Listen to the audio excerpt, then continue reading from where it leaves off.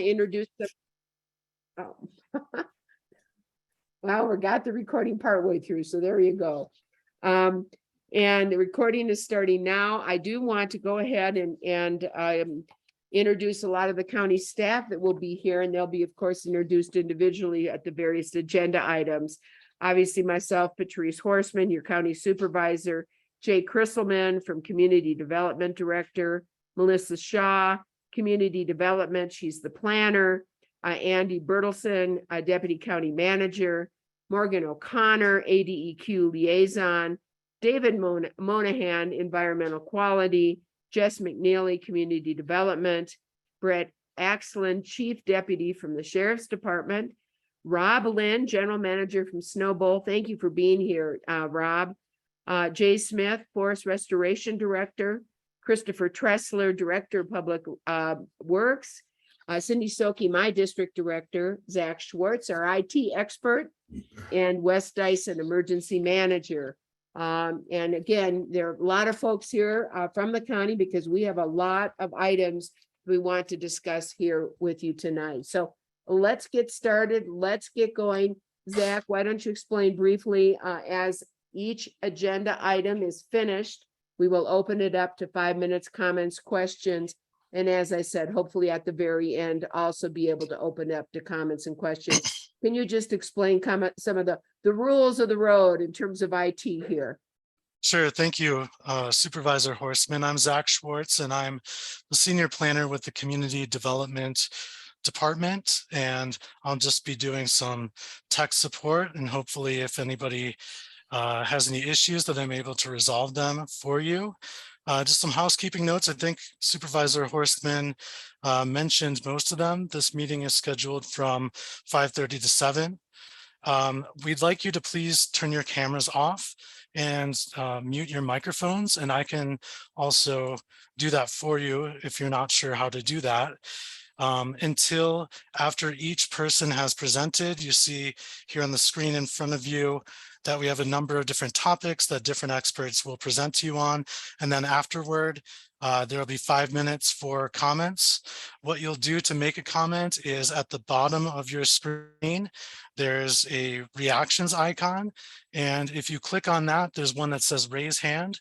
And then the person who's presenting can pick on you. You can lower your hand after you've spoken, or I can do that for you. So after each topic, if you'd like to raise your hand to ask a question or give a comment, then that's the way that we can handle comments and questions. And at the very end, hopefully, we'll have time for additional comments and questions. And if not, I'm sure that everybody here would be happy to give you their contact information so that you can contact any of us directly so that we can help you. Very good. Thank you. As I said, we got a lot to do here tonight. And so let's go ahead and start here with some information on short-term rentals. And obviously, many communities here in Coconino County, and certainly Fort Valley is one, has experienced many of the challenges associated with the Arizona short-term rental law. And many of you know Coconino County has advocated for changes to the short-term rental law. We haven't been very successful.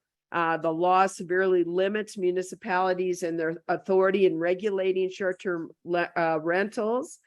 Does allow for limited regulation for protection of health and safety concerns, noise, nuisance issues, if they're housing sexual offenders or selling illegal drugs or alcohol. But it does not allow things like you would normally think you'd be able to do on the number of people who could reside in a short-term rental or parking limitations, etc. But we were successful in the last legislative session of passing a small bill called Senate Bill 1168, which allowed some additional regulations to the statute to allow municipalities the ability to permit or license short-term rentals, and also established an escalating fine system based on violations of short-term rental ordinances. And so with that, And since the passage of Senate Bill 1168, both Coconino County and the city of Flagstaff are in the process of drafting ordinances which set forth a application process or permitting process, or for the city, a licensing process for short-term rentals, and also setting forth that escalating fine structure for violations that the statute now allows, as well as exploring due process review of violations that are separate and apart from our zoning enforcement, which we'll talk about here in a minute, so that we can have a more expedited enforcement for short-term rental violations. City and county are working together because, as you know, sometimes you're in the city and you cross the street, you're no longer in the city and you're in the county. They're different jurisdiction and different rules apply, different enforcement procedures apply. So we're trying to work together with the city and county to see if we can come up or have ordinances that mirror each other. And hopefully that will avoid some of the confusion. And we're also looking to see if we can differentiate between short-term rentals, where it is short-term rental that is owner occupied, versus short-term rentals that obviously are not owner occupied, because I think we're seeing different problems and different concerns between those two owner occupied and non-owner occupied short-term rentals. So with that as a backdrop, I want to turn this over to Jay Christelman, our community development director, who's been working with me and other county staff members and supervisors on this. So take it away, Jay. Thank you, Supervisor Horstman. You've done most of my presentation for me, but I'll expand upon some of that stuff. So as the chair mentioned, back in July, there were two bills that were passed. One of them effectively repealed the 2016 Senate bill that prohibited any enforcement of vacation rentals for local jurisdictions.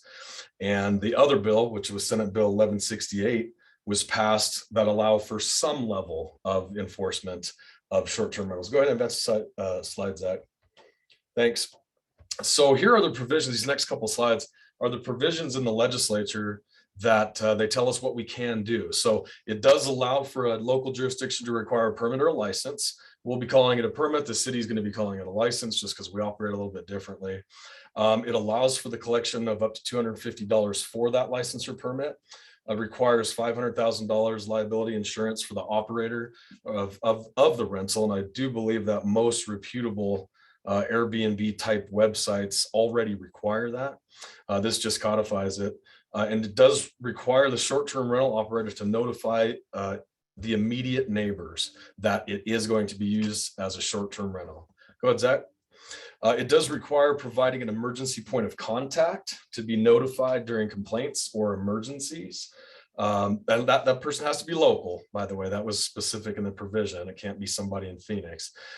Require the operator to provide a TPT license number for the transaction tax. And it specifically identifies what is required to issue a permit or to deny a permit.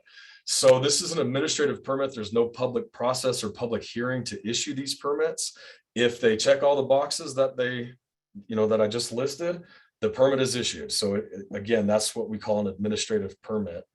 However, there is an allowance to provide a suspension of that permit or license for up to 12 months, depending on verified violations. That term verified violations is key here.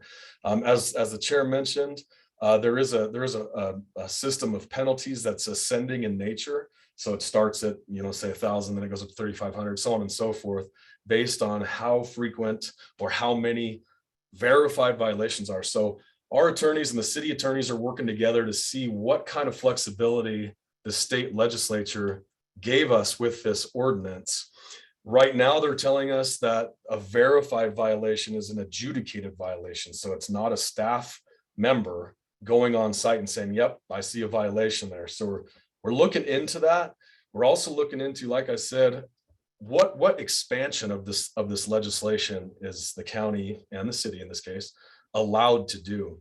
So those verified violations are only these 4 items currently, and this is written specifically in the state legislature. So a felony offense at the short-term rental, a serious injury or wrongful death, housing a sex offender or adult-oriented business, and an event that would otherwise require a permit. So most frequently on that last bullet there, we see weddings. So we do have some venues that are operated as short-term rentals that do host weddings frequently. So that is a very tangible one that we would be able to regulate.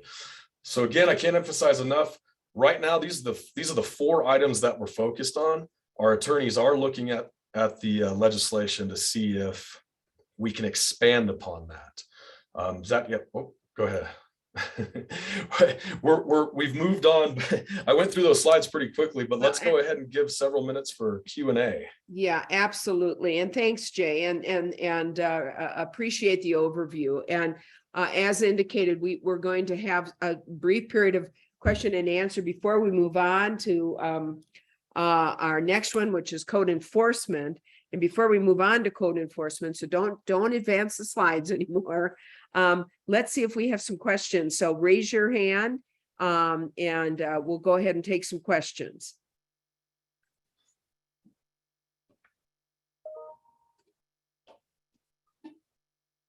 Do we have anyone who would like to ask some questions? And by the way, we'll be talking about this, and hopefully you all are on my newsletter. If not, please let me know and I'll add you to the newsletter, because as we proceed with drafting this ordinance and working with the city to draft our ordinance, I'll keep you informed on that. Looks like Claudine Talik. Claudine, we'll go ahead and ask Zach to unmute you, and please unmute yourself. Thanks. I'm curious about the application process, and does it clarify or define how a short-term rental property owner is supposed to notify their neighbors? Hi, Claudine. Hi. Welcome. We spoke just the other day. So it doesn't give a whole lot of specifics the way the legislation is currently written. It doesn't specifically say that you have to notify them via mail or email or in person. Is that what you're asking? Yes, that's what I'm asking. Okay, yeah, it does not get that specific. So when it does, when state legislation doesn't get that specific, that allows us then to craft more flexibility into our ordinances. So we could require, for example, through our permit process, we could require that they provide proof that they notify their immediate neighbors. It does specify immediate neighbors. So, you know, it's not going to be a notification that's a half a mile in diameter. I hope that helps to answer your question. It does. Thank you, Jay. Yep. Any other questions? Lexi Leopold. Hi there. I was wondering what other kinds of events would require a permit. Sure. So special events that they specifically list in the legislation here, I'll read it for you.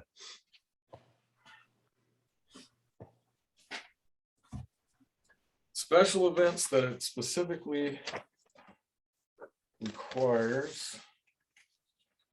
Sorry. Well, it says banquets, venues that would otherwise require a permit, such as, oh shoot, I just lost it. Oh, here we go. Retail, restaurant, banquet space, or similar use. So in our zoning ordinance, we have a definition for what constitutes a special event, and it's actually written very similar to that.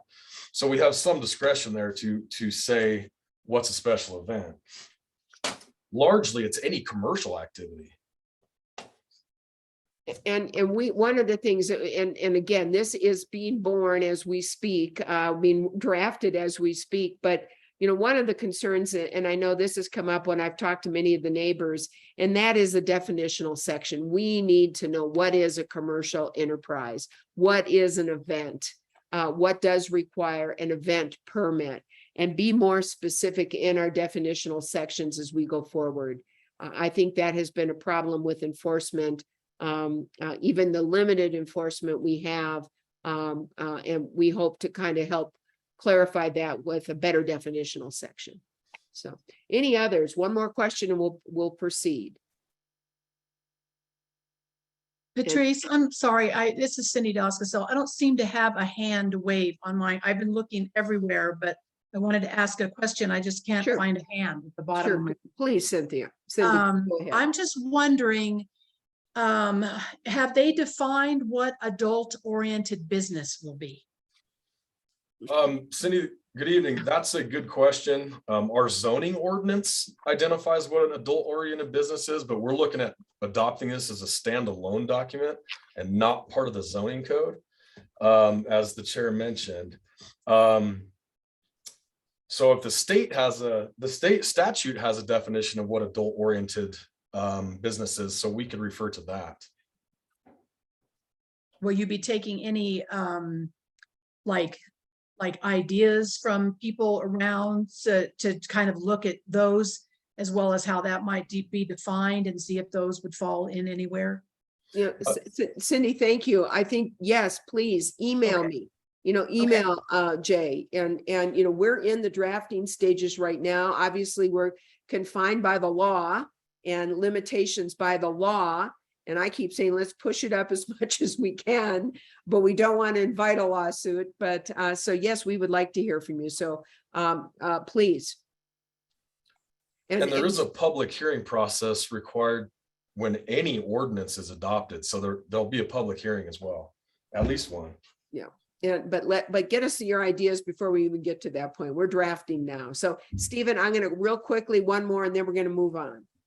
Yes, I just wanted to know is special events, would there be a limit on how many people would be able to attend any given event? No, sir, there's no limitations on, there's no occupancy limitations. That's one of the concerns I've had about the law in the first place, but we'll do what we can in terms of the permitting process for special events, but it can't be based on numbers. So, and with that, and thank you, let's move on to code enforcement. And Jay, I know you've been talking a lot about this and answering questions the community members have. Coconino County, and he'll explain, is a complaint-based enforcement. And so you've heard me say when people from Fort Valley and others have reached out, I've always said, please, if there is a problem or a violation, make your complaint. The county does not act unless they do receive these complaints. And there's going to be two kinds of enforcements. One is the county zoning code, which has its own code enforcement built in, and Jay's going to talk more about that.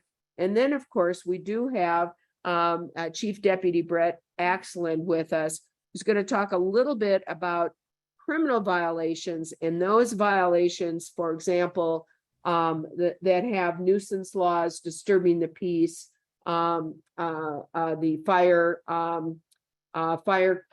limitation violations, things like that. So with that, I'm going to go ahead and turn this to Jay, and then we'll have Brett Axland, Chief Deputy, explain about what they do and how they do criminal complaints and violations. So Jay, take it away.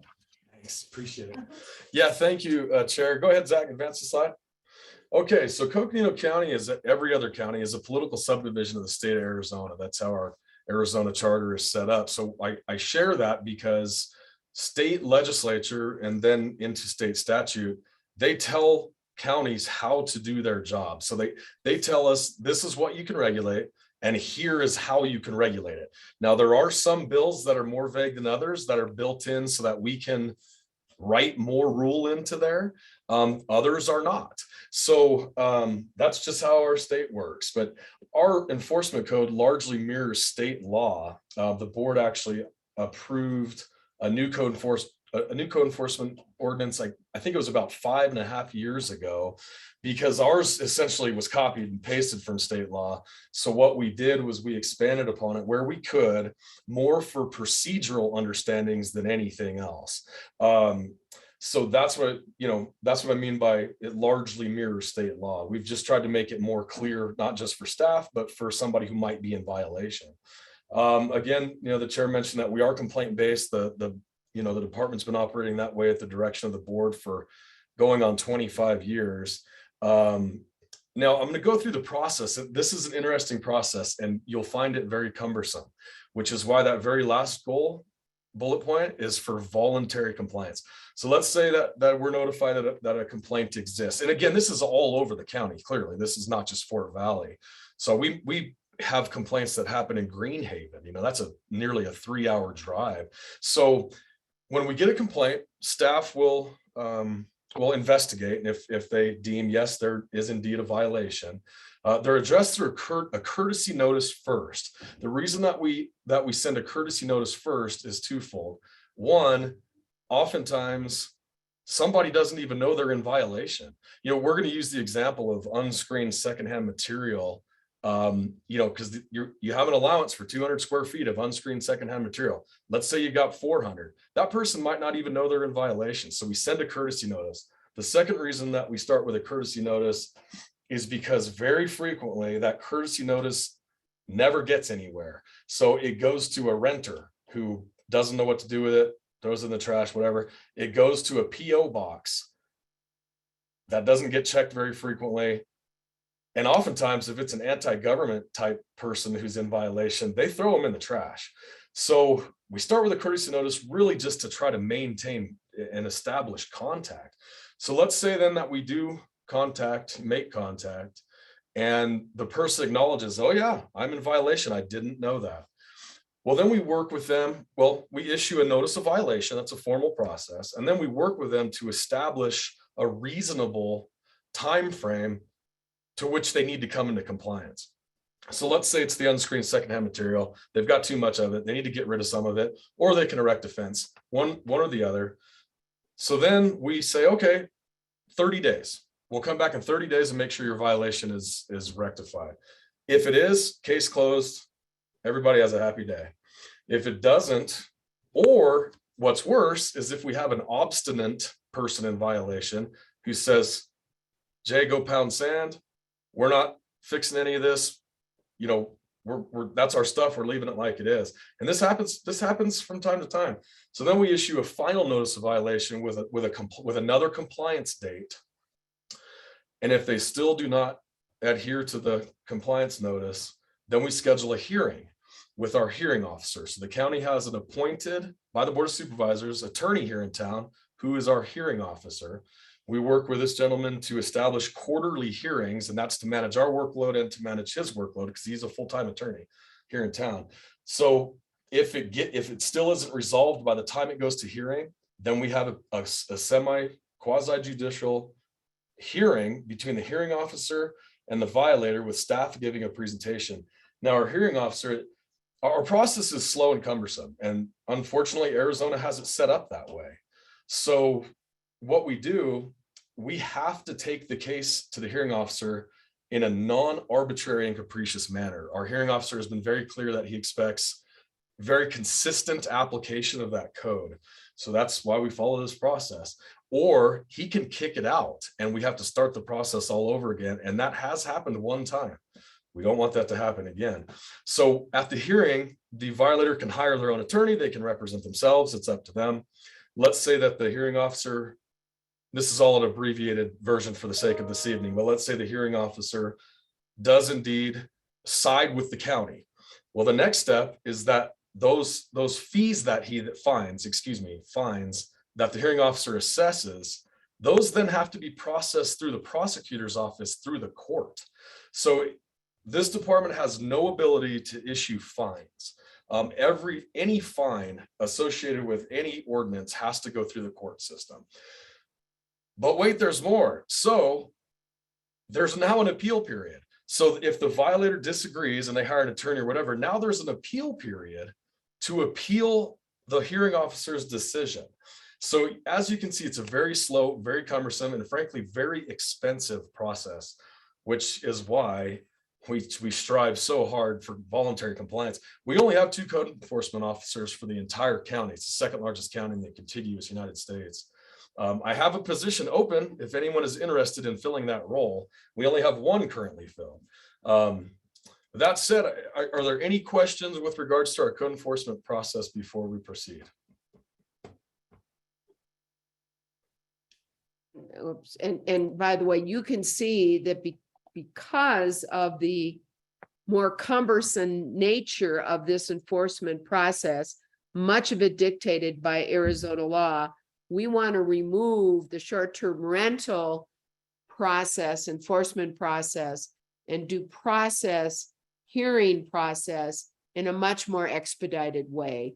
And, we are somewhat limited in our zoning code, but we work very, very hard to try to get voluntary compliance and have neighbors act like neighbors and work with us to do what we need to get done for compliance. So any questions on the code enforcement?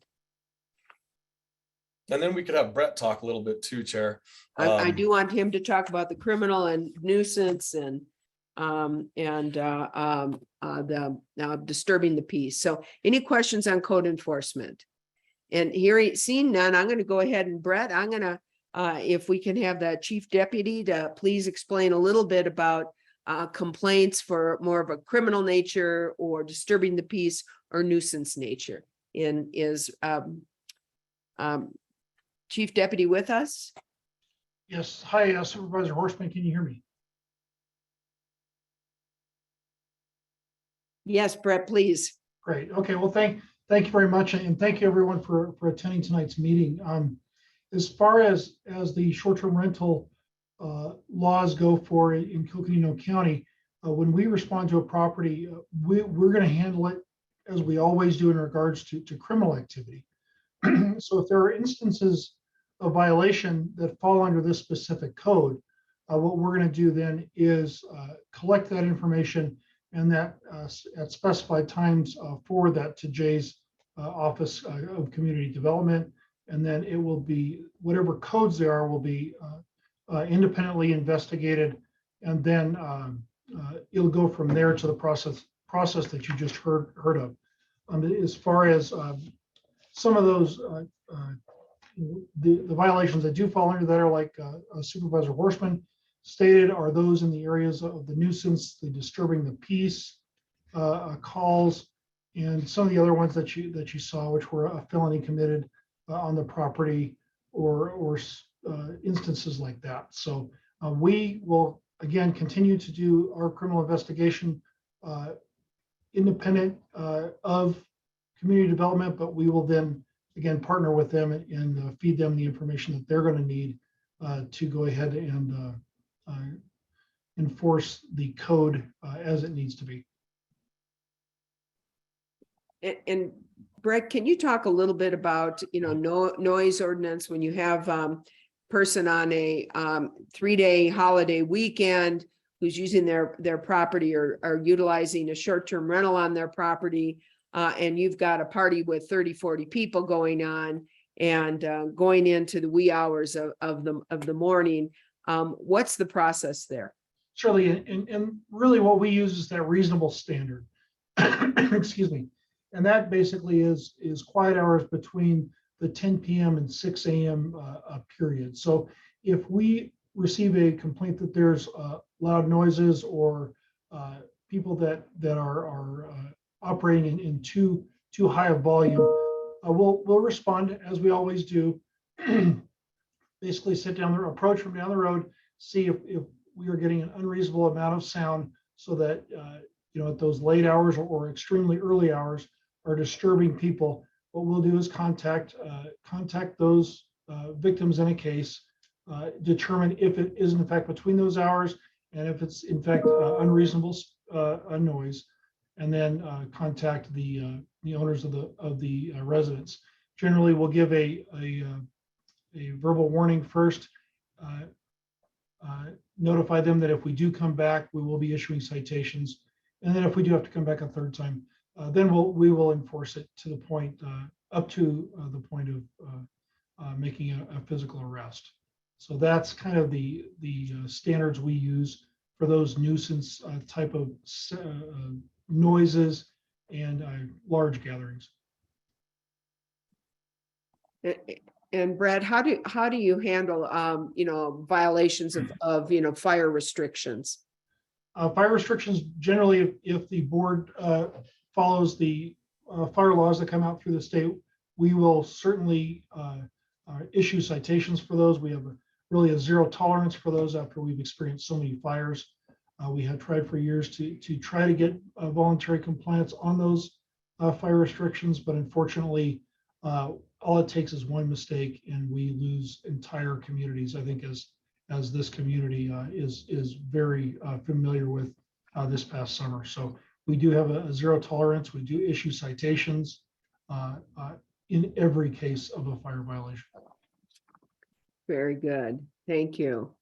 And you can see how when we move forward and get our short-term rental ordinance in place, having a ability to fine and do escalating fines is going to help us greatly as an enforcement tool for some of the concerns that I know many of you have on some of the short-term rentals. So any questions to either code enforcement process with Jay, or more of the criminal violation nuisance violations with our chief deputy?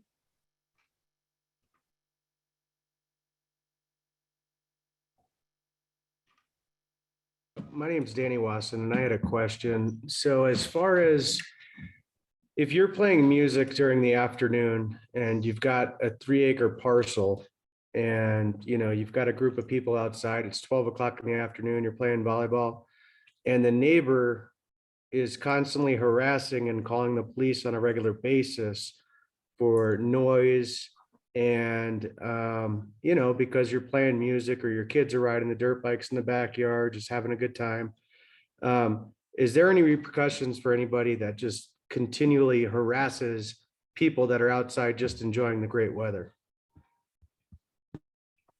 People are allowed to report what they believe is a crime. However, yes, your question is if they continue and repeatedly do that in a harassing manner, is there anything that can be done against them? And really what we would refer you to is through that civil system of getting an injunction against harassment through the court system. That seems to be our best way to do that. We will respond. We will listen to see if that noise or that that issue does fall under that statute. But during the hours of that 6 a.m. to 10 p.m., what we try to do is get some kind of neighbor relationship between the two entities. We try to sit down with them, speak to them, and see if they can come up with some kind of an amenable agreement with each other. A lot of this falls under mutual respect for each other. So we try to handle this without issuing citations or without going that route of injunctions if we can. But a lot of times that takes two parties that are interested in doing this. We all know that neighbor disputes can be extremely touchy at times and escalate to the point of violence sometimes. So we definitely don't want those to get there. But unfortunately, we don't generally take people or cite people for reporting crimes unless it's clearly a issue of dishonesty or false reporting. Okay, so 6 a.m. till 10 p.m. How do you evaluate noise levels? And there really is no set standard as far as distance goes. We drive into the neighborhoods. We sit there with our windows open, basically talk to the reporting party, and then determine from there. There's no set decibel level, if that's, I think, what you're asking for. It just falls under that reasonable standard. Thank you. Any other questions or comments? All right, so let's go ahead and move forward. Zach, can you advance the slide, please? Thank you. I'm sorry.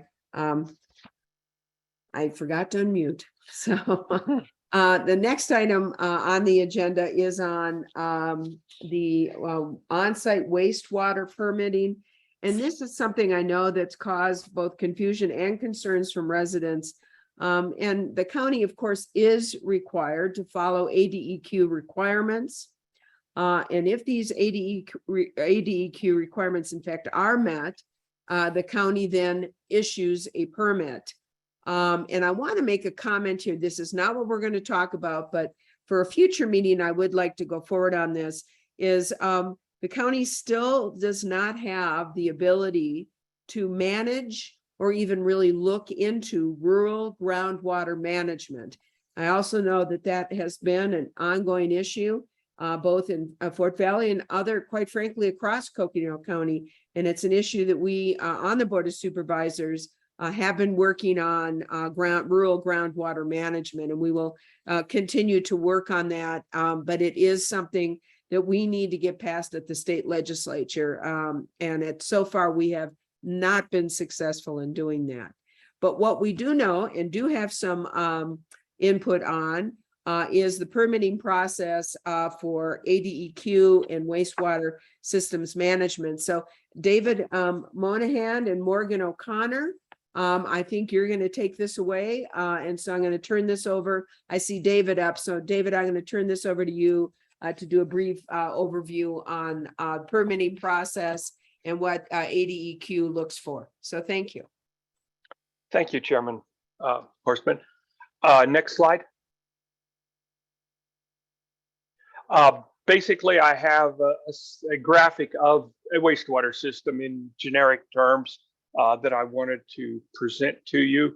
You see a residence. It goes to a septic tank. All the wastewater flows to a septic tank, or it could be an advanced treatment system. From there, it flows to a disposal field. In the case of a septic tank, typically perforated pipe, gravel trenches.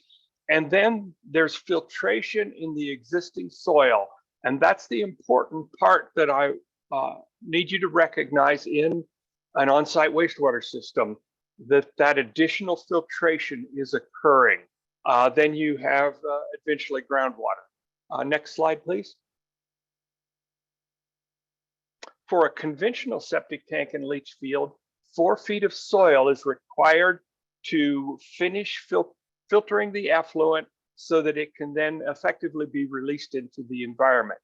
If there is groundwater or seasonal saturation, then it needs to be 5 feet of vertical separation. 1 foot is essentially unsaturated. It is saturated soil. We need unsaturated soil to do the treatment, hence a little further for groundwater or seasonal saturation. When the conventional septic tank can't be used because of that vertical separation, then an alternative system is required. There are some 22 different alternative systems that can be used in combination to deal with the lack of soil. These systems cost a lot, and it's because you don't get to use the free soil. You're building something, buying something to take care of that wastewater and not able to use the free soil. Next slide, please. The Arizona Administrative Code, that is the rules, were adopted in 2001. There was substantial stakeholder input at that time, dozens of day-long meetings over a year-long process. The private and public sector users were well represented. I was there actually as a private sector engineer at that time. There was a nominal update in 2005. These rules are delegated to the counties to administer. The standard systems, none of them are reviewed by the state. All of them are done by counties. The alternative systems, there's a variation between the counties. In our case, we have delegated all of them. So ADEQ will not do general permit reviews in Coconino County. ADEQ has put together a website just for on-site wastewater treatment. I've given you the link there. It is an excellent website, especially if you aren't completely if you aren't very knowledgeable about on-site wastewater, this will fill in the gaps. There are no Coconino County ordinances in addition to those ADEQ rules. Counties are allowed to. Some counties have various ordinances that they've passed. Okay, Coconino County has not. There are no EPA requirements, no federal requirements for on-site wastewater. EPA has compiled state requirements, has prepared a couple of documents describing on-site wastewater in very generic terms that covers the entire nation. Some of that information is interesting, but highly technical in comparing what different states are doing. Effectively, the states regulate it completely with no federal involvement. Next slide, please. While we don't have, Coconino County does not have ordinances, we have created various substantive policies. They are an interpretation of ADEQ rule. It doesn't change ADEQ rule. It doesn't add to ADEQ rule. The purpose is for consistency and transparency. It gives the applicant and our reviewers a clear direction of how we are interpreting ADEQ's rules and how to apply it to a specific permit. There are two of them that are really applicable to Fort Valley, and that is the shallow seasonal saturation and the wash and intermittent stream. All of these policies can be found on the our county website for your review. I would add that these substantive policies have been sent to ADEQ for their review. We've asked for comments specifically on the two you see here. We've not received specific comments in regard to either one of them, so we are using them as they are written. Next slide. This is a chart from a brochure that is available online for our on-site wastewater systems. And it gives you the process. And what I'd really like you to focus on is that site investigation that starts off everything. It's a separate permit in Coconino County. The applicant digs some test holes. EQ staff come out and look at those test holes, give them a report, and that report is what is used to do the design. The rest of the permitting process is pretty straightforward permitting inspection process. Next slide, please. The key design issue in Fort Valley, the first one is seasonal saturation. Again, it's based on that site investigation report by EQ staff. It is likely to be less than 1 foot, especially in that meadow area. And that seasonal saturation is determined by observation of the soil modeling, which stays in place. Very often we'll see 3 foot of water in the test holes or water at 3 foot of depth. But we really use the soil modeling to determine what is the seasonal saturation level that is achieved or happens. The solution is generally advanced treatment, a higher level of treatment than the septic tank, and then disposal in an elevated mound to meet the vertical setback requirements. ADEQ staff have reviewed a permit submittal which use this design technique and this substantive policy, and basically agreed with it. Next slide, please. The next issue is stream and wash setback. We use the 2015 IEA study that the engineering division has posted on their website. We use the 10-year event as opposed to the 100-year floodplain event. The setback is 100 feet from the 10-year event in a stream. It's important to recognize in the stream. That's defined. It's 50 feet from the edge of a wash. Again, wash is the important word there. There are areas of inundation during a 10-year event. That's a lot of rainfall and everything's wet. And there is some ponding here and there that is not the stream or the wash. Those areas have no setback. They are a drainage problem, and they must be addressed in the design as far as the drainage of the area is concerned. FEMA floodplain and floodway has no setback. In one place in the rule, it's required to be shown in the site investigation, but there is no requirement for setback on that. The solution to this is raising the disposal area to achieve the required setback, and that is allowed with a waiver. There's a specific process of applying for that and justifying that variance. Next slide. Here is my contact information. Feel free to email or call me on this.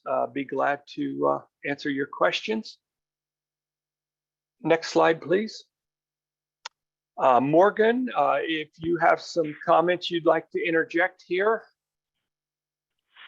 Good evening, David. Thank you. Can you hear me? Yes. Awesome. Yeah, I'm Morgan O'Connor. I'm the community liaison for Coconino, Mojave, and Yavapai counties.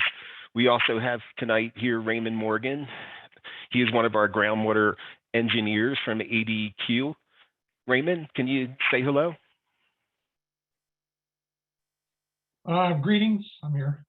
Thank you, Raymond. With respect to the delegation agreements, we have a new draft delegation agreement that we are working on with Coconino County. And we also have a new delegation agreement coordinator, Chloe Woods, who will be working and already has begun working with all of the counties that have delegated responsibilities specific to on-site wastewater. If anyone needs any contact information for Chloe, please reach out to me. My email's right here. If anyone has any questions or comments this evening, Raymond and I are happy to take some questions or comments. Back to you, David. All right. Thank you. Patrice? Yeah, thank you. And thank you, Morgan and David, for joining us here tonight. And this is a time for members of the community. If you have some questions, comments, or concerns, let's raise them. So please raise your hand, or if you cannot do that, just go ahead and unmute yourself and we'll acknowledge you.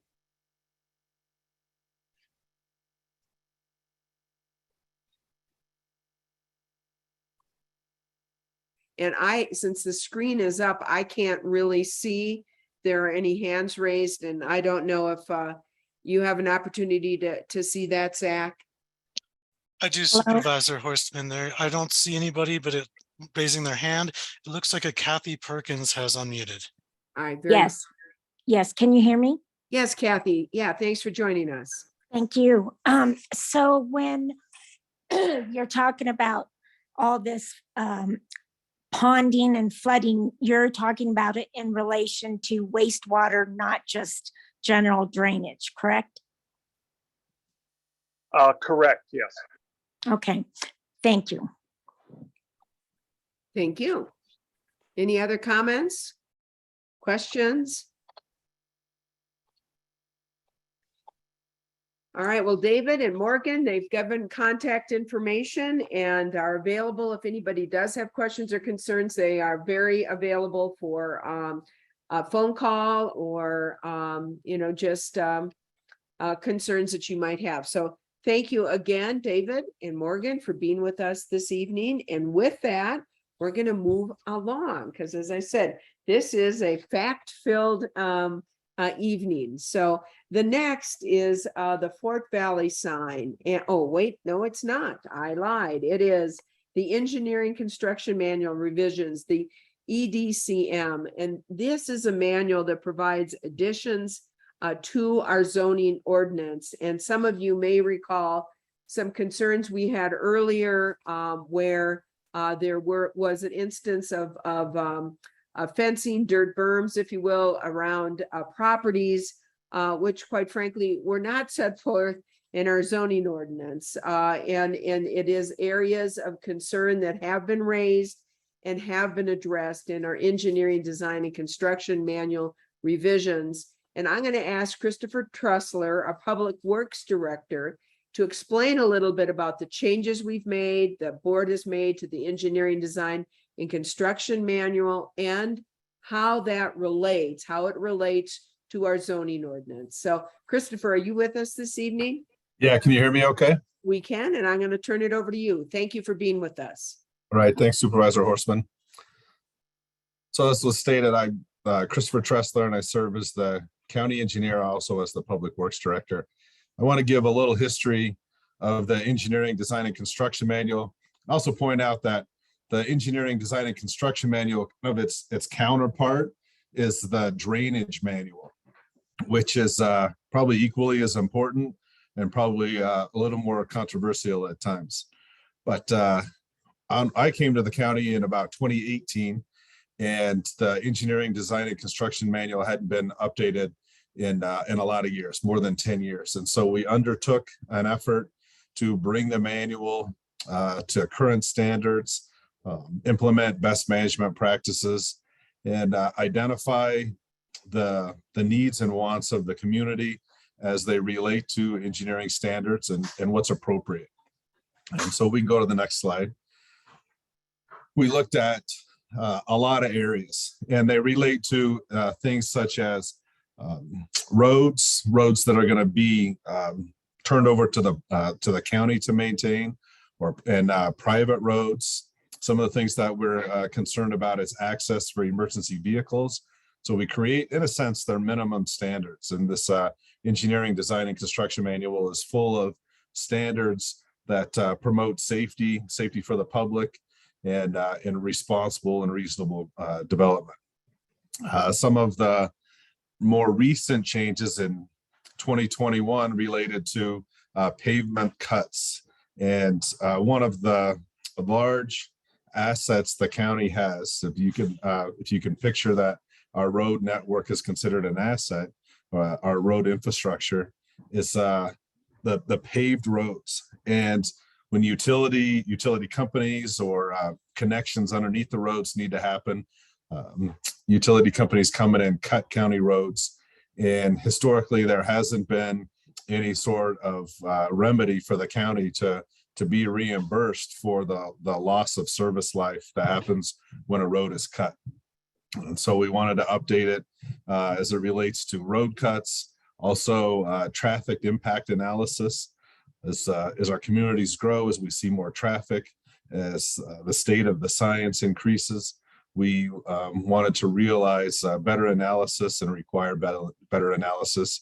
Then, as Supervisor Horstman indicated, we also looked at requirements for fill material. And I'll go over each one of these in a little more detail now.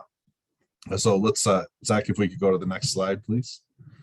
So onto the pavement cut moratorium, we now require, if we've done chip seals or if we've done pavement improvements where there's paved roads, there's a moratorium of no cut for a certain period of time.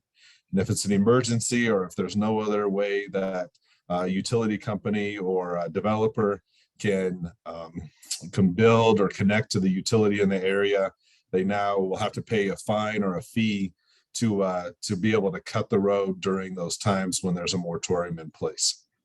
That wasn't previously on the books, and frankly, it previously wasn't too much of a problem.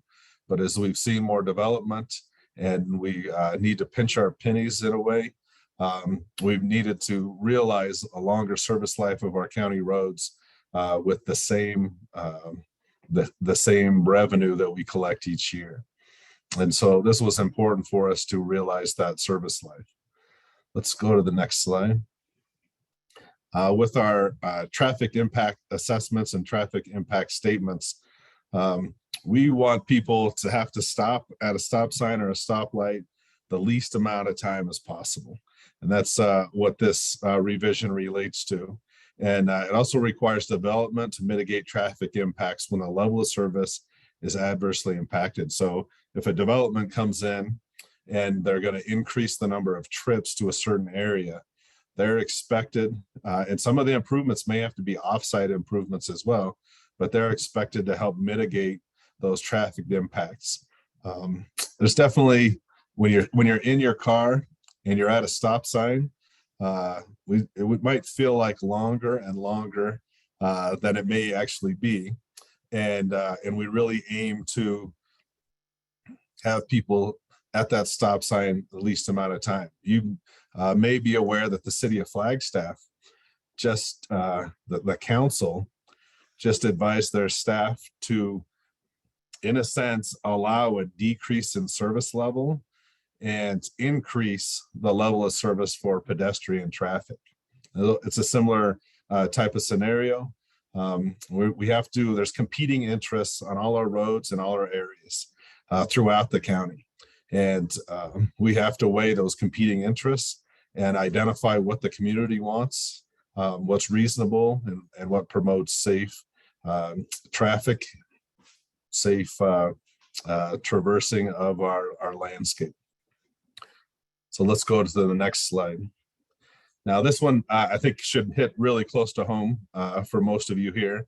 And there's that issue with landowner hauling in a significant amount of material and potentially changing the landscape in the area.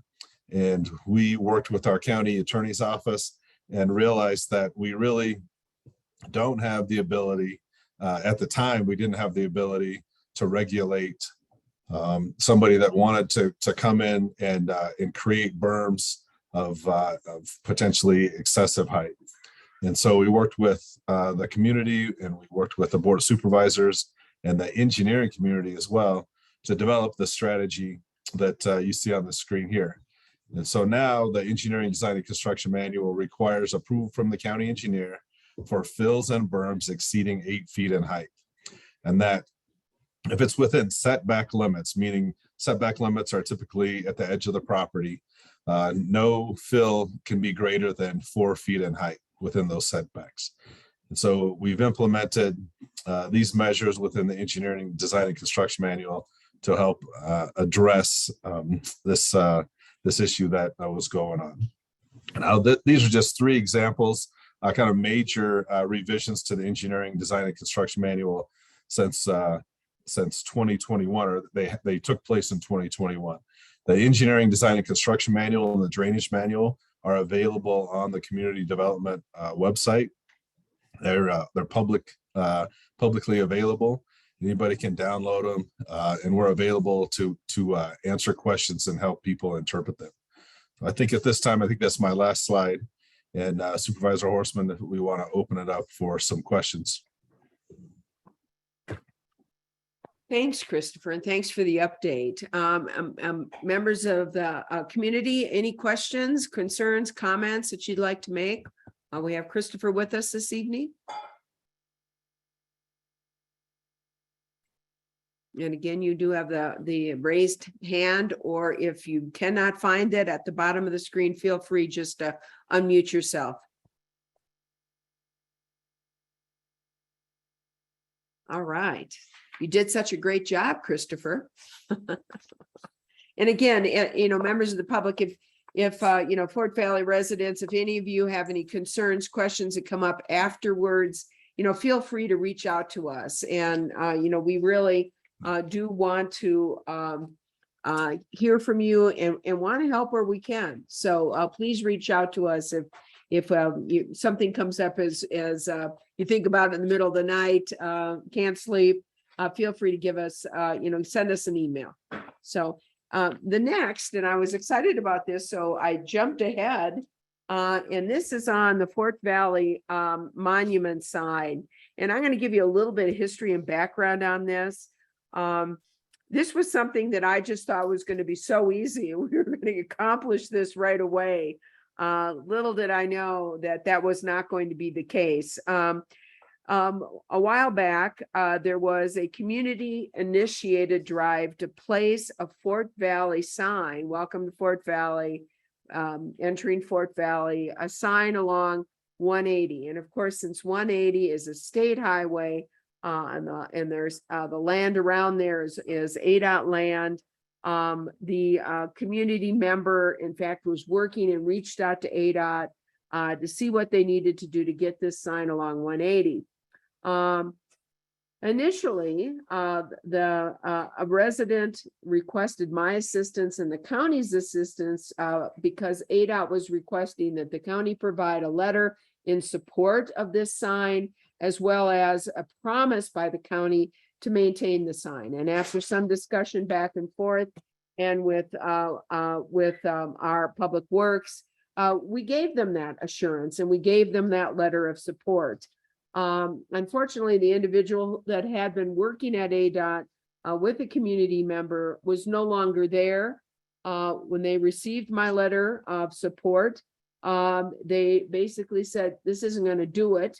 The sign really required the application, either required the county to file the application, and that an individual was not able to file a request for a sign. And so it was rejected by ADOT. And at that point, they basically, the county, we looked at it, Public Works looked at it and said, okay, what do we need to do? And we looked at the requirements for ADOT, and one of them that we could meet was the possibility of filing, including a sign, as long as Fort Valley would be included on the Arizona Historical Registrar. Fort Valley, although it's very long, are very historic and has a very rich past, was not included on the Arizona Historical Registrar list. And so the county needed to go ahead and get it included in the Historic Registrar. And quite frankly, I'm going to tell you honestly, we did not think that would be a problem either. However, we did employ an outside consultant with background and experience on what we needed to do and find and the reports we needed to develop in order to include this as part of the Historic Registrar. And during the process of them completing the application for us, getting the documentation together, it became their opinion that we did not have the specific requirements under state law to meet the requirement to be designated on the Historic Registrar list.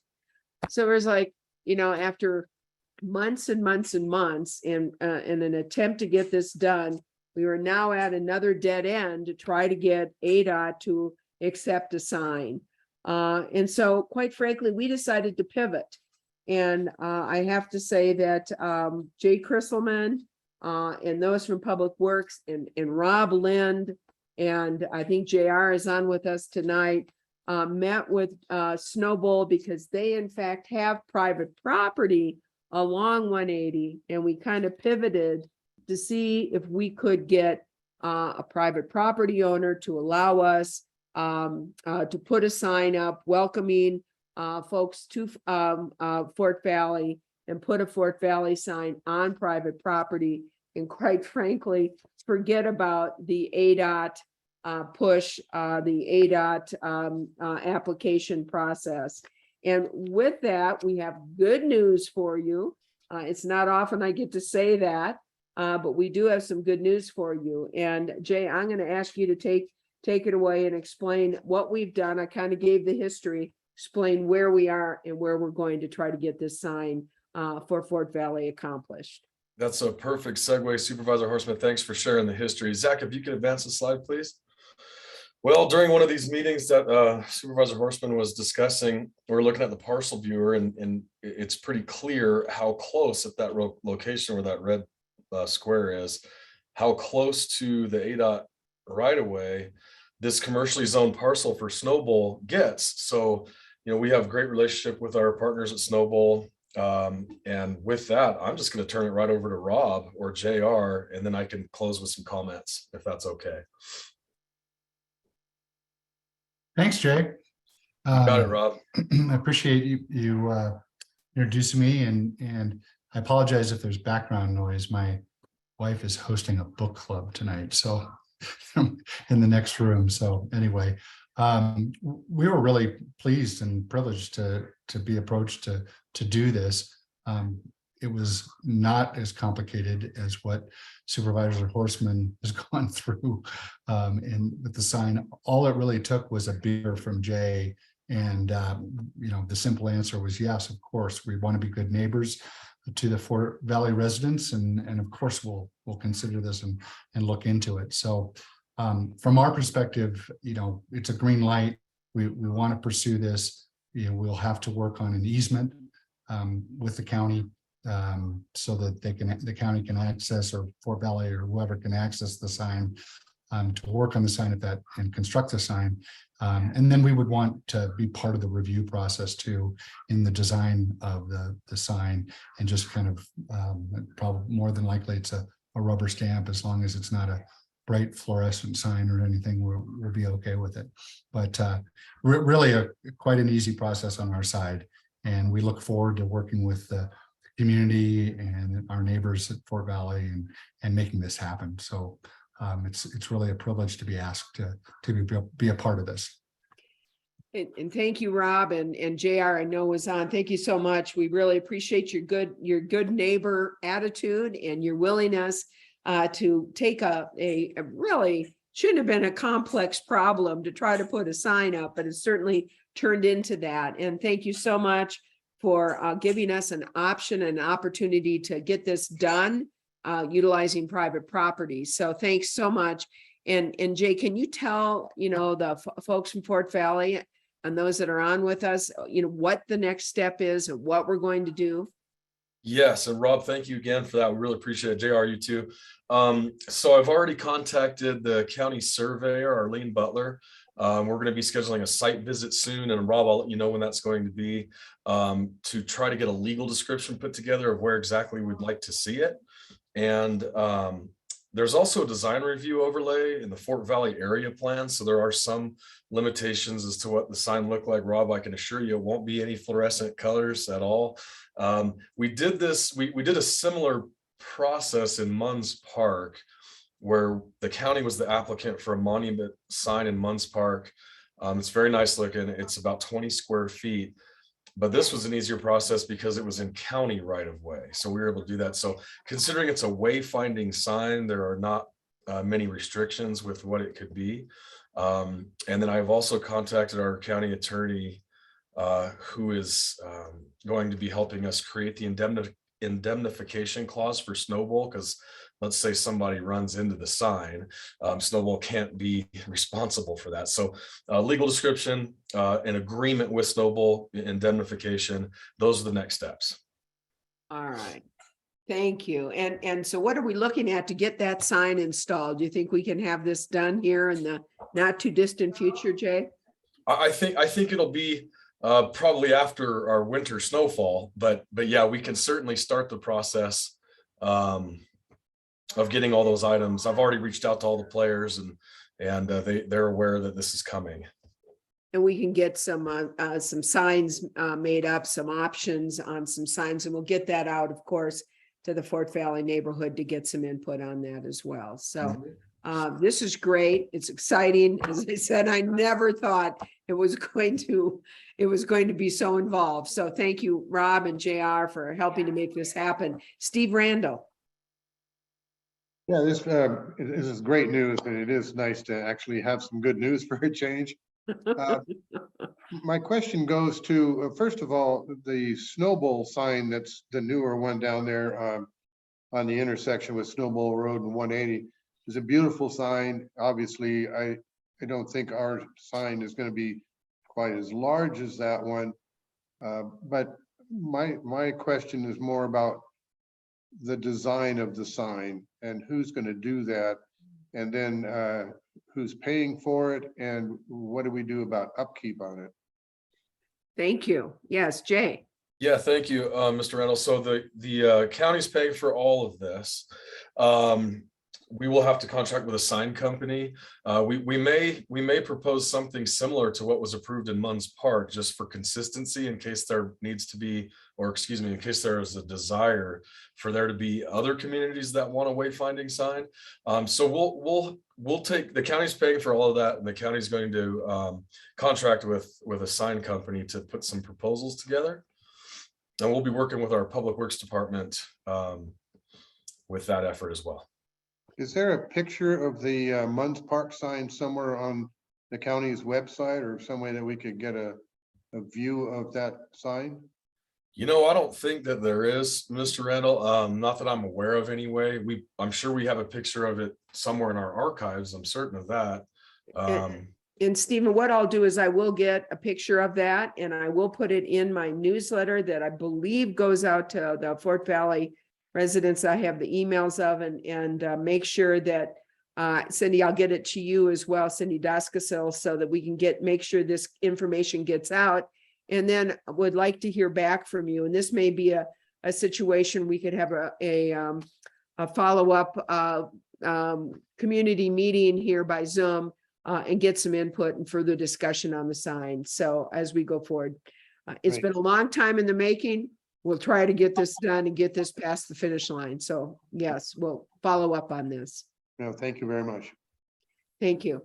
Any other questions? Otherwise, we're getting close. I knew this was going to happen. We're getting close to the end, and we still have some other items we really would like to share with you. And I can see we will have a follow-up meeting on this for future discussions.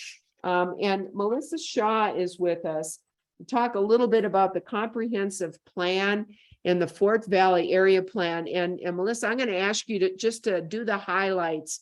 And this is something that we will have follow-up on and further discussion with our Fort Valley community members, but just kind of give the overview of what's going on, what the county is doing, and what we're going to need input on for Fort Valley neighborhood.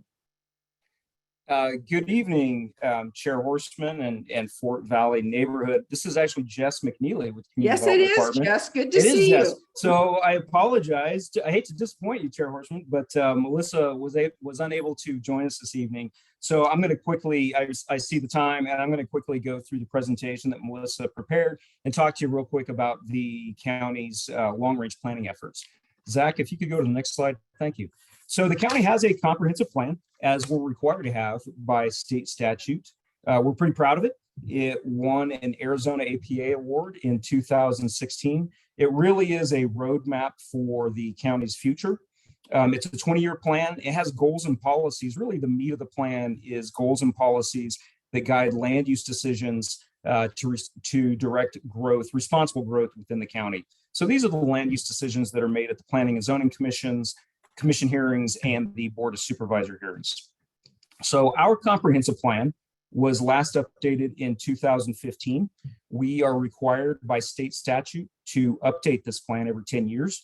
We will kick off that update this next calendar year in 2023 in order to have it complete in a 2-year effort in 2025 when it hits its 10-year anniversary. So of course, we would really encourage anyone on this meeting to be active and participate and give their community input to this plan update process.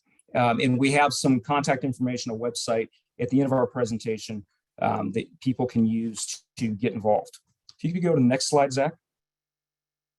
So the county has essentially a nesting of plans. We just talked about the comprehensive plan, which covers the entire county, the entire map that you see on the screen in front of you, all 18,000 square miles.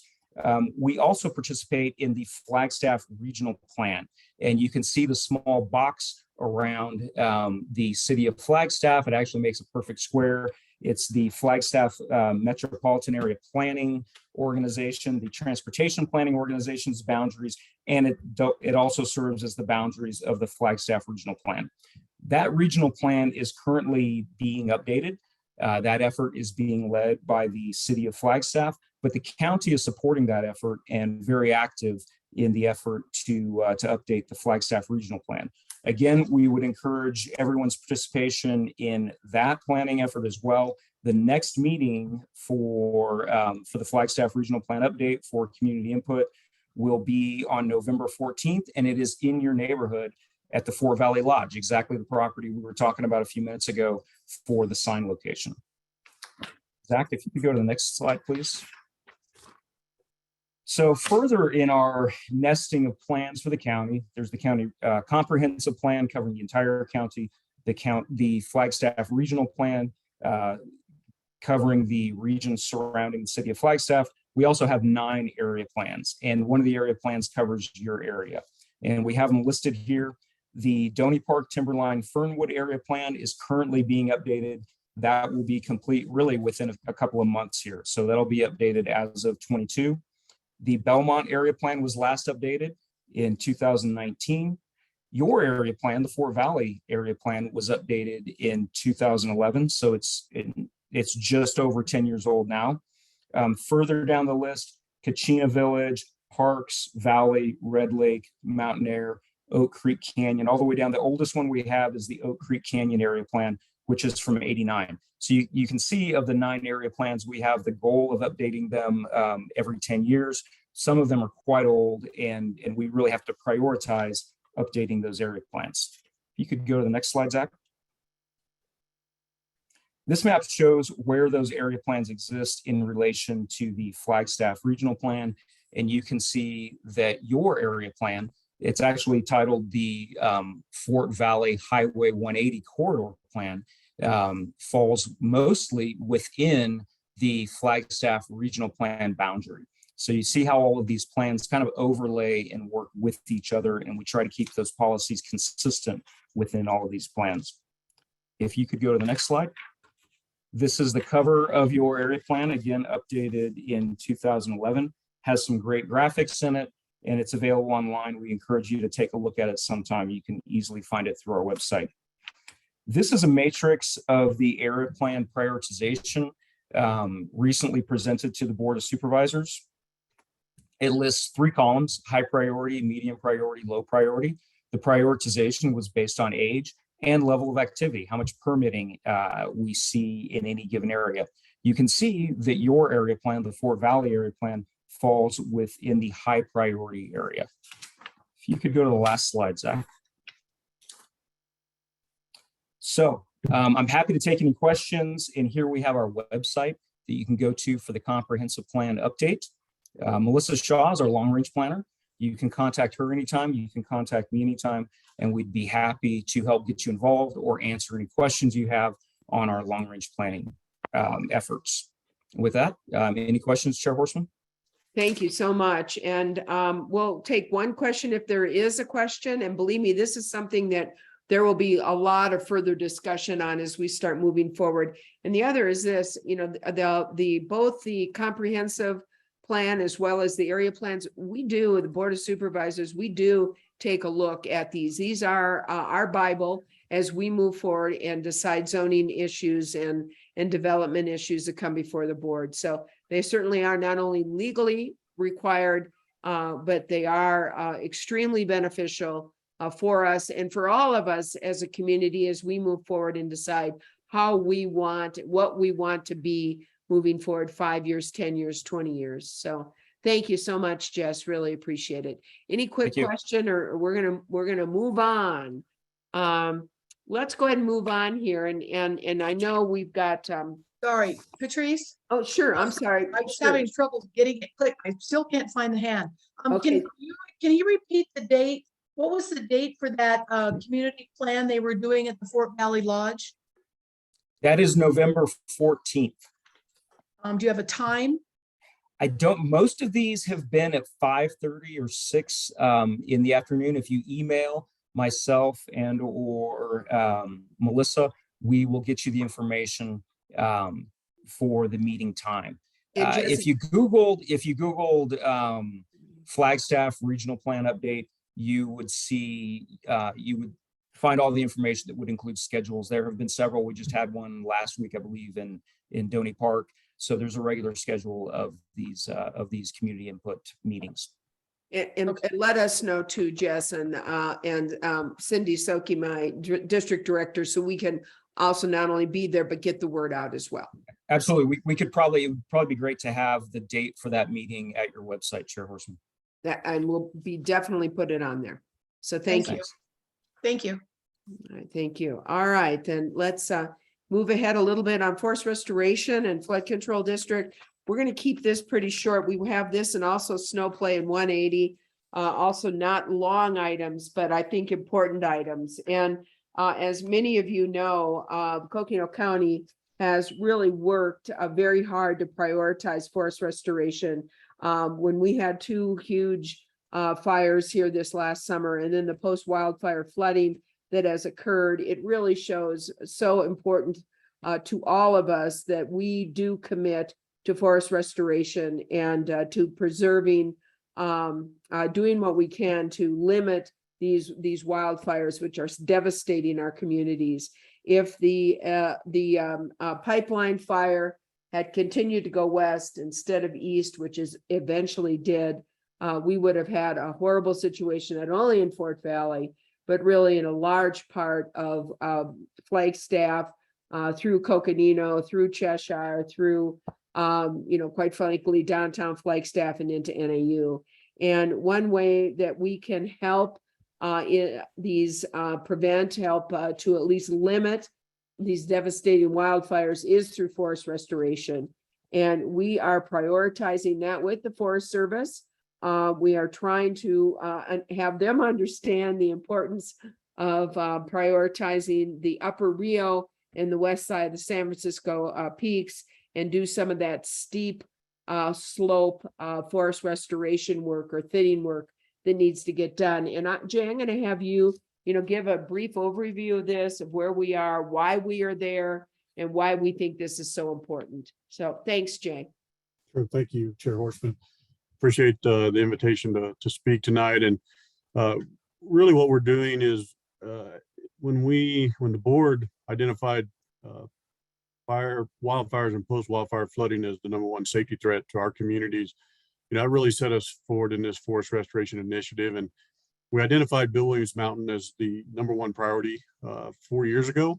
And we have completed now about a third of those acres that we wanted to do on that. And we're really moving forward and things are in place. So we're shifting our focus now to the upper Rio Watershed, those western slopes, mainly because the study that was done in 2017 that was funded by FEMA showed us that a fire on those slopes really can, and this is a picture of the watershed, and you can see Fort Valley kind of right there in the center of this watershed.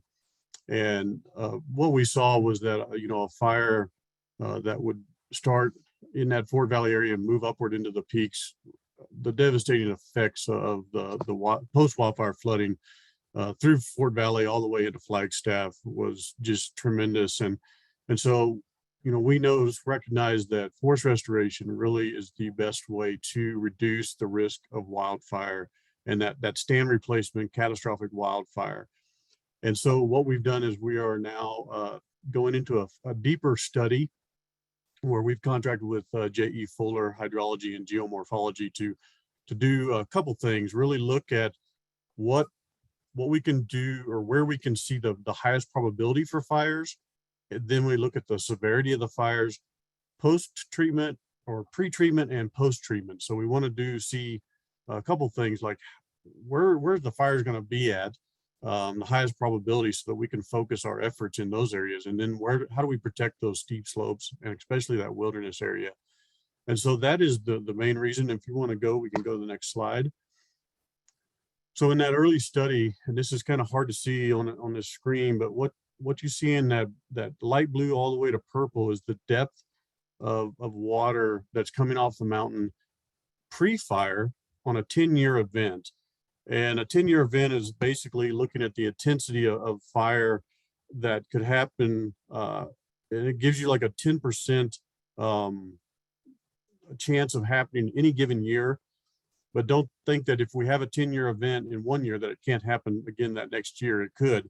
But this is kind of the way we look at modeling these. So after a 10-year rain event that's before the fire, this is the depth. And you can go to the next slide.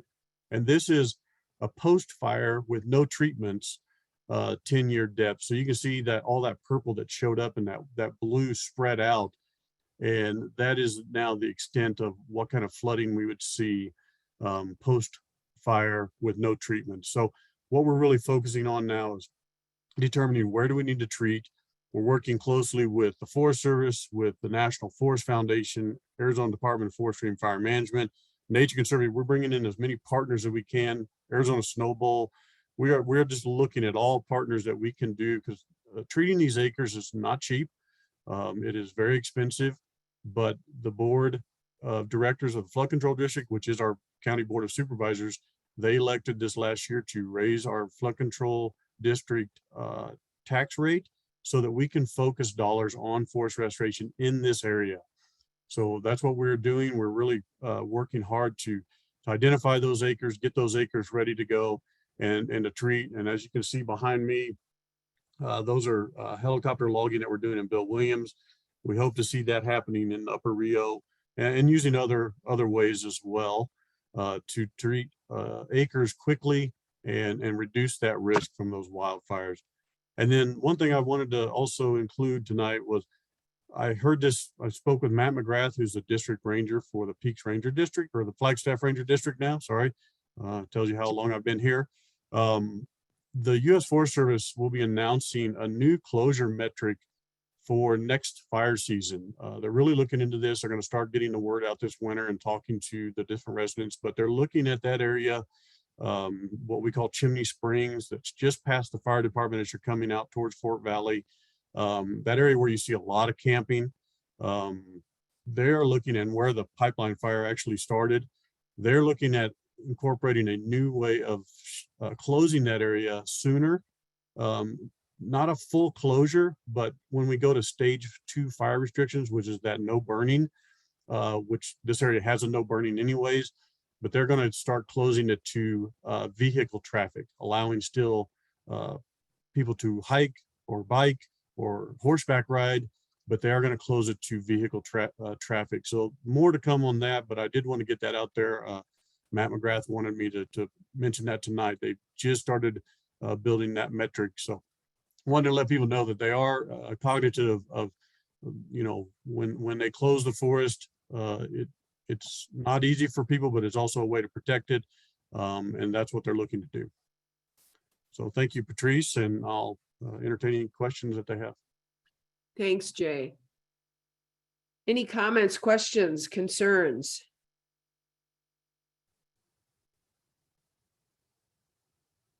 All right. Yeah, this is something obviously that remains high on the Board of Supervisors list of forest restoration and moving forward. So, well, you'll be hearing more about that, I'm sure, as we proceed. So thanks, Jay. Thank you.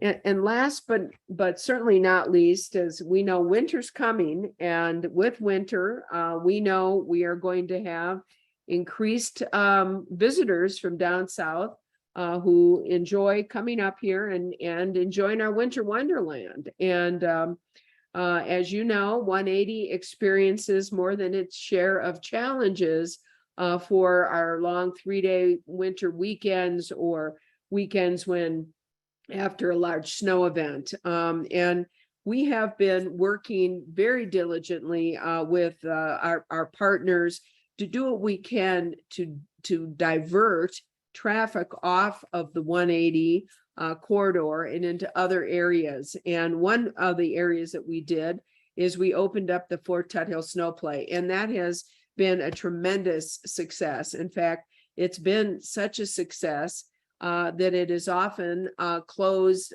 because it reaches capacity by early or mid-morning. And so we still need to, and we are in the process of working with the city of Flagstaff, with the Forest Service, and with others to see if we can come up with other snow play areas, again, to work on getting a lot of our traffic off of the 180 corridor and into other areas where they can enjoy our winter wonderland at other parts along Mormon Lake, road or off other areas here in the city of Flagstaff. And we will continue to do that. And certainly I have received from many of you your input and thoughts, and I encourage you to continue to provide your input and thoughts to me as we move forward on this. It's something that I'm sure you and I will continue to have ongoing discussions about. But I wanted, since winter is coming, to also ask Chief Deputy Brett Axland, and I think we also have Wes Dyson, our emergency manager, to talk about what we are doing to help coordinate traffic, to help with parking, to coordinate emergency response and logistics, and our partnerships with ADOT, DPS, the sheriff, the city, Public Works, Snow Bowl, and other snow play areas, so that we can increase the safety and healthy snow play for our residents as well as for our visitors. And so with that, I'm going to ask Brett Axland, Chief Deputy Coconino County Sheriff's Office, to give us an overview of where we are as we're approaching winter. So Chief Deputy, please. Okay, thank you, Supervisor Horstman. I know we're short on time here, so we'll start flying through this presentation. I don't need to tell the people on this meeting the issues that we have with our gridlock for hours on 180 and many of the issues that causes everybody. It cuts into not just the convenience of travel, but also access to emergency services to those communities in our county. So as far as what we have coming up, I know that Patrice mentioned that our emergency management director, Wes Deason's on. He is at this point coordinating some upcoming coordination meetings with all the stakeholders that we've identified as far as ones that could at least alleviate some of these issues. That includes Arizona DPS, us at the Sheriff's Office, Emergency Management, Arizona Department of Transportation, Flagstaff Police Department, County Public Works, Forest Service, City of Flagstaff, NAPTA, Parks and Rec for the county, the private sector, like our snowball partners that are on right now, who do quite a bit to help us out with these issues. Generally, one of the main questions we get in these meetings and from the public is jurisdiction and responsibilities. The three main enforcement agencies for state law and parking and traffic issues would be the City of Flagstaff Police Department, which handle the traffic issues within the City of Flagstaff area. So they would handle anything that goes on within the city. Us at the Sheriff's Office, we handle basically everything outside of Highway 180 and the right-of-way area where we see a lot of that illegal parking. We deal with more of the neighborhood issues, which is the overflow of that snow play. And then the Department of Public Safety, who handles everything within that right-of-way, like I stated before, on Highway 180. So basically what we are coming up with at this point is enforcement of our winter parking ordinance. Last year, we issued hundreds and hundreds of citations, but we began to start losing some of those cases due to the way that the citations were designed and the way the ordinance was written. So we are working on that now to get that fixed for this year and expect to have that ready to go. Go ahead and go to the next slide. Okay, basically what we're doing is working with our County Public Works Department on placing some road closed signs, local traffic only signage on the county roadways. Those would be the ones leading up into the neighborhoods. Basically what this does is barricades non-locals from entering into the neighborhoods. I'm sure that some of you on this presentation tonight have had, unfortunately, people from all over the world come up to your door, knock on it, and ask to use the restroom, invading your privacy. So we're seeing lots of that. So these barricades are beginning to help keep people out of those neighborhoods. Along with that is coming the enforcement of writing the citations and having people actually in the area. Secondly, we're working with emergency management to electronically place signboards in the area. We are doing that along with some marked sheriff's units to at least let folks know that we are in the area and that we are enforcing those laws. We are reinforcing mitigation efforts with enforcement. And when we have extra staffing, we are sending them out into those areas on those days. We are unfortunately at minimum staffing at the moment, but we do have 14 deputies right now somewhere within the training process, whether it's within academies or on our field training phase of getting those folks out on the road. So we do expect to see quite a bit more help coming out of our training program. Okay, go ahead to the next slide, please.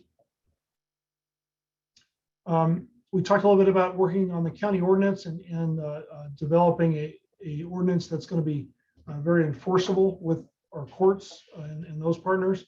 What you see up on the screen is our new parking citation. And the value of this is going to be the speed in which we can fill that out. The process that we used last year to affect as many people as we could was to basically go through, take photographs of all the vehicles, and then the next day come in and basically sit there and have the deputy fill out 100 citations and mail them to the individuals. This process, which we feel is going to be more effective, is due to visibility on windshields, is that this new citation will decrease the time that it takes the deputy to write the citation from about 10 minutes to between 1 to 2 minutes. We'll fill that citation out at the scene. We will put it in a bright red envelope and place it on the windshields of the vehicles. We do realize that this is a deterrence when people see those parking tickets on their windows, that we hope will help keep people from parking in those areas if they see an immediate citation. So that is what I have. I know we can take some comments or questions if anybody has those. Yes, thank you. And any questions or comments? And I really like the new parking ticket on the big red, because of course, you're right. The visibility of seeing those tickets on people's windshields is a deterrent and an important deterrent. So thanks for doing that. And thanks for all you're doing on what you can on enforcing the parking ordinances there along 180. So Stephen. Yeah, just a quick comment about the electronic signs and the placement of them. Oftentimes the signs are all the way in town, even sometimes as close into town as Forest Road. And by the time somebody gets out there, they may not even realize that that sign applied to the area outside the city. So I'm just thinking, oh, and one other thing, that it applies to both sides of the road. So I'm just thinking maybe those signs need to be placed a little closer out here toward Fort Valley, or, you know, toward the 180 corridor, and not so much within the city. Thank you. Those are the comments really that we need to get from the locals out there, because I can see exactly what you're saying on that. But we welcome any comments that folks have that could help improve this, the placement of signs, or however these mitigation efforts are being placed. I know that I'm sure that Wes Easton will be bringing that up as far as placement goes in our coordination meetings that are coming up. Absolutely. Thank you. And we have two others. Let's go to Rob Lind, and then we'll go to Stephanie. So Rob. So you may be aware that last year we placed a sign probably pretty near where the monument sign is going to go, an electronic sign, and we went ahead and helped out and paid for that, and we'd be happy to do that again. So you know, I think your comments well taken, and getting something a little closer to the neighborhood out there, that'll be helpful. So you can plan on that again. Thank you so much. And we are having an updated snow play task force. And of course, Snow Bowl is, I can't talk tonight. Snow Bowl is part of that, and that's October 27th. And I know we'll have more to report after that as well. So thank you, Robin. We really appreciate your partnership on that. Stephanie. Hi, Chief Deputy Axland. I was just very curious, how much are those tickets, those citations to those parkers on the road? That's a good question. I don't know, but we can certainly get that information out to you. No, it's okay. It's not that important. I was just curious. There's just so many, and I'm curious if it's, if it's if it's enough. For some reason, $140 comes to mind, but I can't swear to that. I don't know that for sure. Okay. All right. Thank you. You're welcome. Thank you, Stephanie. Any other comments, questions? Members of the community, I think we definitely need to do a follow-up. I know we've covered a lot of areas. I hope this has been helpful. It's been a lot of different topics, but your county has been hard at work, and we have tried to resolve problems. Some of the problems are still going to be ongoing, but we're certainly trying to do what we can for Fort Valley and really for our communities all across Coconino County. And we want to thank you for your patience, your partnership, your understanding, and we want your input. And please, you know how to get a hold of me. I'm going to give you my email, and we should have probably put it up on one of the slides. It's P Horstman, HORSTMAN @coconino.az.gov. And you're always welcome to call my office at 928-679-7151. Be happy to talk with you. My district director, also Cindy Soki, is available, and we look forward for continued communication, collaboration, and your input. So thank you. Thank you for your time this evening. Want to thank the county staff also for their time this evening. And I hope you have a wonderful remainder of your evening and a great dinner. So thank you all very much. Appreciate it.